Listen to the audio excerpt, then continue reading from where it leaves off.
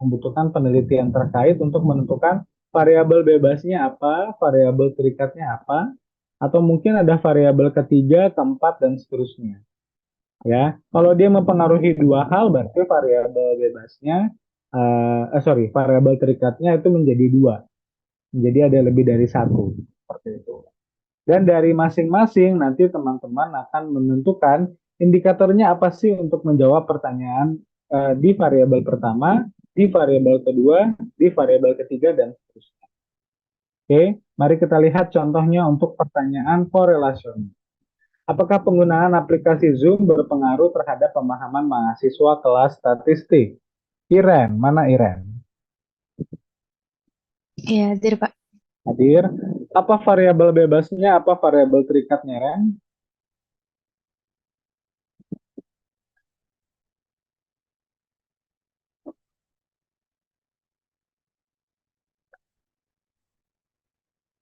Penggunaan aplikasi, ya.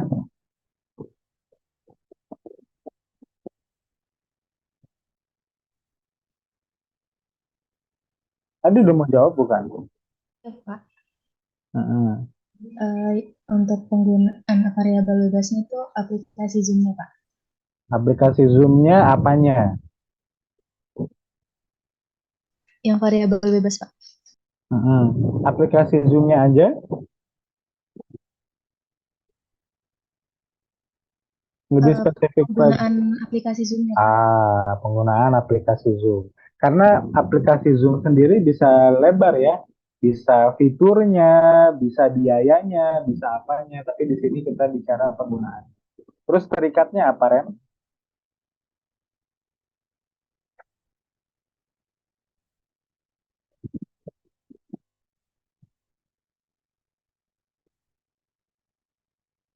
Variabel terikatnya apa? Variabel terikatnya mahasiswa kelas statistik, Pak. Apanya? Yang variabel terikatnya. Iya, lebih spesifik lagi apanya? Pemahaman mahasiswa kelas Pemaham, statistik. iya, pemahaman mahasiswa kelas statistik. Terima kasih, Ren. Ya, teman-teman dalam menentukan, dalam menuliskan, dalam menyatakan variabel bebas dan variabel terikat, kita harus spesifik. Ya, kita harus spesifik. Hanya bilang penggunaan, hanya bilang mahasiswa, yes, mungkin secara kalau bikin presentasi kayak begini boleh, gitu ya. Tapi ketika dielaborasi, menjawab bahwa variabel bebasnya adalah aplikasi Zoom itu kurang. Ya, dari aplikasi Zoom itu banyak, ada biayanya, ada maintenance-nya, ada penggunaannya, ada fitur-fiturnya, apa yang mau dilihat, gitu ya. Lalu terhadap variabel terikatnya mahasiswa kelas statistik. Nah, dari mahasiswa apa yang mau dilihat?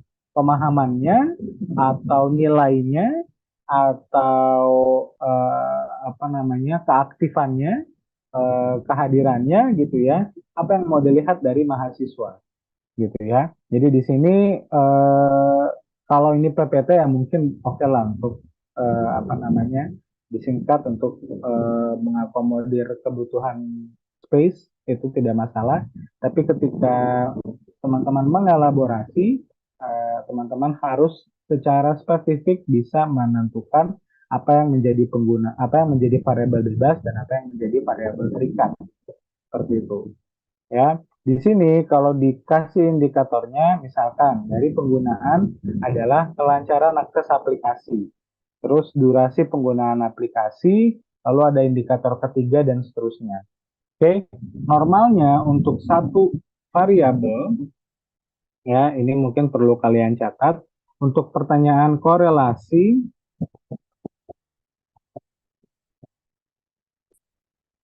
untuk pertanyaan korelasi, untuk satu variabel biasanya akan diwakili oleh minimal ada tiga indikator, ya minimal tiga indikator. Indikator.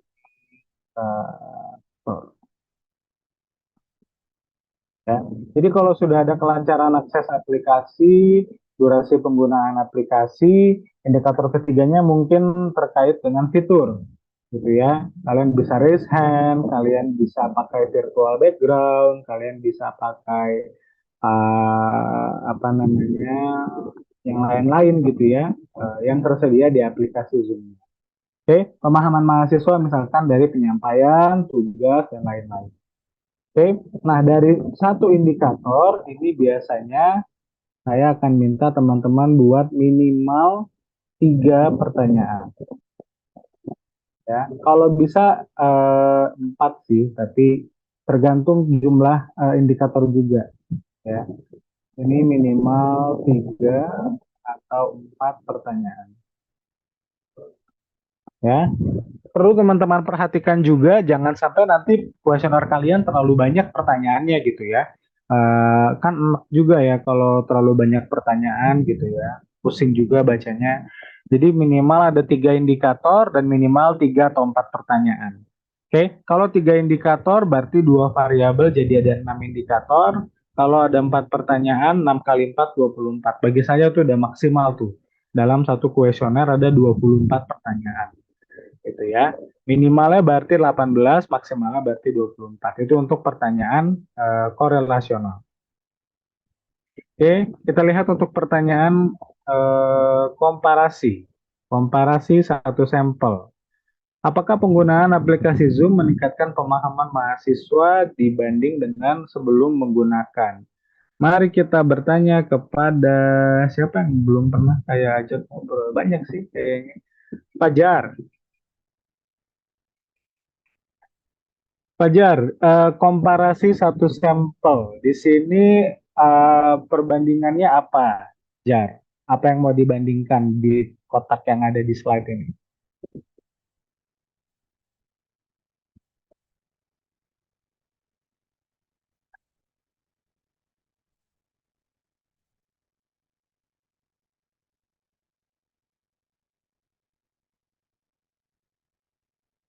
Sebelum memakai Zoom sama sesudah memakai Zoom.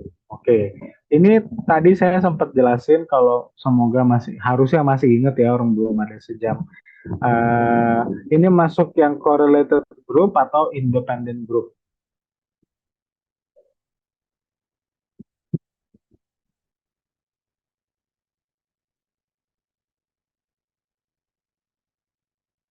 Perlu kita balik ke slide tadi, Jar. Boleh. Ini masuknya kelompok apa? Mana slide-nya? Oh ini. Ini masuk correlated group atau masuk independent group? Tadi ya, jawabannya udah benar yang pertama, membandingkan pemahaman sebelum pakai Zoom sama setelah pakai Zoom. Nah, itu masuknya correlated atau independent, Jar? Correlated. Kenapa gitu?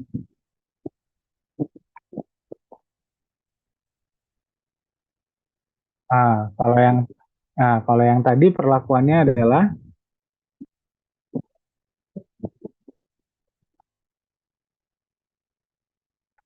mana yang tadi ya? Aduh, kejauhan. Aduh, bingung di mana tadi kita ya? Ini, oh enggak, udah lewat. Satu kelompok mendapat 2 pengaruhan, dua, dua, dua perlakuan. Nah, di sini berarti perlakuannya apa, Jar? Perlakuannya adalah apa perlakuannya di sini?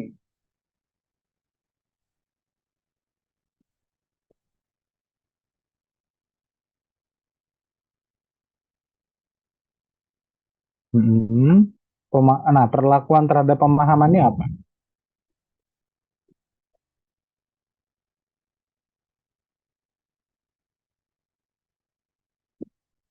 Pemahaman kan apa ya? Pemahaman kan kayak objeknya. Nah, subjeknya apa? Berarti perlakuan. Oke, terima kasih Fajar. Berarti perlakuan yang dilihat di sini adalah penggunaan Zoom. Ya, menggunakan Zoom sebelum menggunakan dan setelah menggunakan. Ya, atau kita bisa bilang pada saat tidak menggunakan dan pada saat menggunakan. Gitu ya. Perlakuannya berbeda tapi untuk data yang sama. Ya, pemahaman kelas dibanding dengan sebelum menggunakan. Oke, di sini nggak mungkin kita pakai dua sampel. Ya, sebelum menggunakan ambil nilai 3 JT, setelah menggunakan ambil nilai 3 PJJ, ya nggak mungkin. Ya, orangnya udah beda. Ya, orangnya udah beda, individunya udah beda. Tentu kita menggunakan kelompok yang sama. Tadi yang disebut sama Fajar sudah benar. Ya, karena dia kelas yang sama itu dilihat nilai sebelum dan nilai sesudah menggunakan aplikasi. Oke, untuk komparasi sedikit berbeda dengan korelasi. Untuk komparasi di sini kita menggunakan indikatornya sama. Ya, ya warna apa ya? Biru. Ya, di sini indikatornya sama, minimal 4. Karena ini indikatornya sama, biasanya saya minta eh, lebih banyak daripada yang korelasi untuk satu eh, apa namanya? Untuk satu kelompok. Ya, minimal 4 ya. Indikatornya sama, memahami penjelasan dosen. Jadi kalau Ratih menjadi bagian dari responden saya, Ratih akan menjawab sebelum ya, sebelum eh, menggunakan Zoom, penjelasan dosennya seperti apa sih gitu ya. Terus tugasnya seperti apa sih, aktivitasnya dan lain-lain. Oke, setelah menggunakan Zoom, Ratih akan ditanya hal yang sama. Ya, dengan menggunakan Zoom, tugasnya seperti apa sih yang diberikan? Aktivitasnya seperti apa sih yang kalian kerjakan, yang kalian lakukan? Seperti itu. Ya, itu mengapa untuk kelompok komparasi kita menggunakan per indikator dan pernyataan yang sama. Ya, bukan hanya indikator tapi pernyataannya juga sama. Jadi kalau tadi Ratih ditanya penjelasan dosennya, saya mendengarkan penjelasan dosen dengan konsentrasi dan mudah dipahami, gitu ya. Itu untuk sebelum menggunakan Zoom nih, ya. Si Ratih misalkan ditanya pertanyaan tersebut. Lalu setelah menggunakan Zoom, Ratih ditanya lagi pertanyaan yang sama, gitu ya. Tapi konteksnya sudah berbeda. Oke, kalau konteks pertama dia belum menggunakan, konteks kedua dia sudah menggunakan. Ya, itu yang akan diteliti oleh peneliti apakah berbeda jawabannya. Ya, untuk pertanyaan pertama, kedua, ketiga sampai pertanyaan terakhir. Oke, dari minimal satu indikator, saya akan minta nanti teman-teman yang mendapat komparasi untuk minimal 4 pertanyaan. Ya, minimal 4 pertanyaan. Oke, seperti, aduh agak coret-coret nggak apa-apa lah. Gitu ya. Minimal 4 pertanyaan. Untuk memahami penjelasan dosen, pernyataannya apa aja sih tadi ya? Saya merasa saya dapat berkonsentrasi mendengarkan penjelasan dosen. Dosen menjelaskan dengan lebih berbelit-belit gitu ya. Itu juga mungkin bisa jadi pertanyaan. Pertanyaan tidak melulu harus selalu positif. Nanti akan ada penjelasan. Oke, yang selanjutnya contoh pertanyaan untuk komparasi dua sampel. Apakah penggunaan aplikasi Zoom lebih baik dibandingkan dengan aplikasi Hangout Meet ya atau Google Meet dalam meningkatkan pemahaman mahasiswa. Oke, maka di sini untuk dua jenis kelompok yang berbeda, teman-teman sama-sama menggunakan indikator yang sama. Ya, kalian menggunakan indikator yang sama untuk dua jenis kelompok yang diperbandingkan. Oke, jadi di sini indikatornya sama nih, kelancaran aplikasi, durasi penggunaan aplikasi, dan lain-lain. Oke, kalau saya bertanya hal ini sama Haris, maka Haris akan menjawab untuk aplikasi Zoom itu seperti apa, gitu ya. Lalu untuk kelompok yang berbeda, ya, ingat ini dari namanya sudah berbeda, eh, komparasi dua sampel. Oke, kalau tadi saya nanya sama Haris, let's say saya bandingin laki-laki sama perempuan.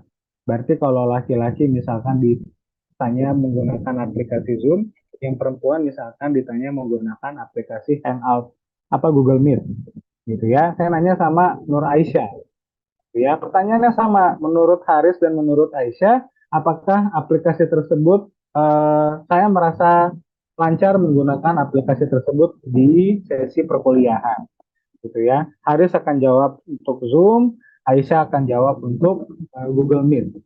Seperti itu. Oke, komparasi ini komparasi dua sampel. Ya, ini bisa jadi komparasi satu sampel kalau saya nanyanya, saya anggap Haris sama Aisyah sama-sama satu kelompok.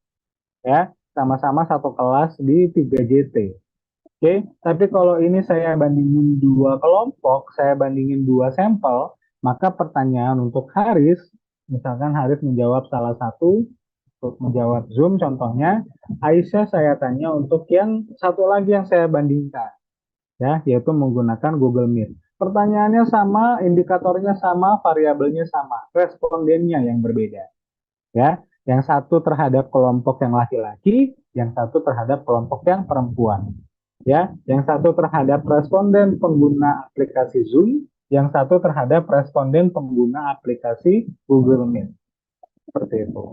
Ya, apakah bisa dibandingkan? Bisa. Kita kan pakai sampel.